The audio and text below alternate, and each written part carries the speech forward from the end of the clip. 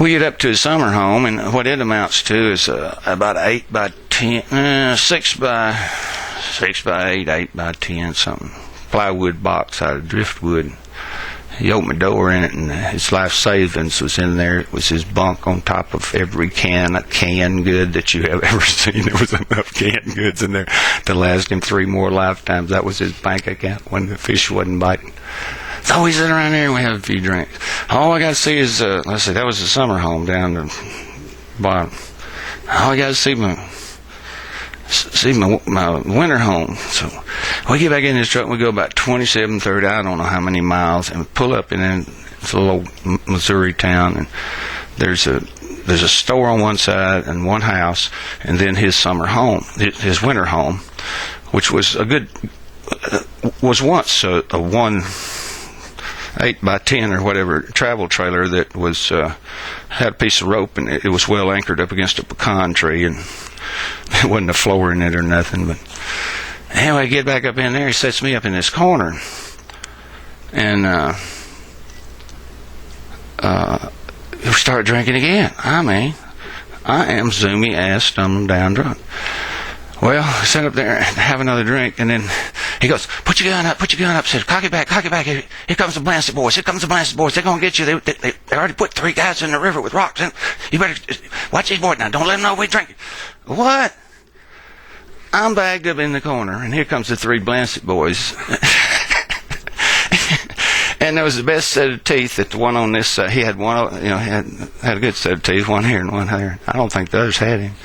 Big old strapping boys, and barefooted and everything, river boys. Back up in there, and I'm up in the corner, and I got on a pair of shorts and smile, and 22 Ruger cocked back, and I'm back in the corner of this little winter home travel trailer, and the 3 Blanchett boys who've been accused of all sorts of atrocities on newcomers. And I'm thinking, then I get to thinking, David, how did I get here? I was going cruising down the river. I've been on the river. Now I don't even know where the river is. I don't know where nothing is. But I'm walking out of this motherfucker. And they knew I was crazy, so anyway, we got to be buddies, so I decided to have a fish fry down at Herb's summer home on Levy.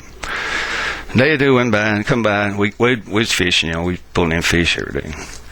And here comes the Blanchett boys, and they brought me a treat. They brought Annie. They had a 57 Plymouth. Didn't have no doors on it, and there wasn't no hood or trunk or nothing like that. It had them fins, and had the shiniest new hubcaps I ever seen in my life on this old rod.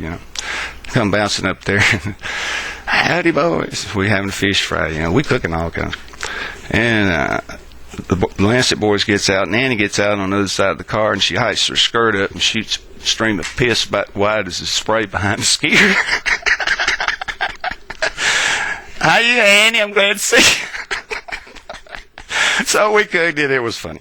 We cooked and everything. Well, I had my plate, and Herb had his plate, and here come Blanchett boys, and they got on shorts, overalls, and not much else, And so it gets time to eat, and they go out there and there's 3 Blanchett boys, and Annie went out there and knocked them 4 shiny hubcaps off that rod. Come up there with the hubcaps, put some fried bass in here, and put some potatoes in there, and some slaw in there. It was nice. It was just shiny as they could be. Something I ain't never seen. But I went down the river, and I did the Mark Twain. How far did you end up going? I think I went 200. I had to look 250, 300 miles, something like that. Where'd you put in at St. Louis, or where'd you get out? Right on the tip of southern Missouri. Yeah. Yes. The river up there is pretty big too, isn't it? It is when it's flooded and it's been raining. Yeah. What about, well, that ain't no lie. What about the House of the Rising Sun? Didn't some of the guys like Dylan and Let me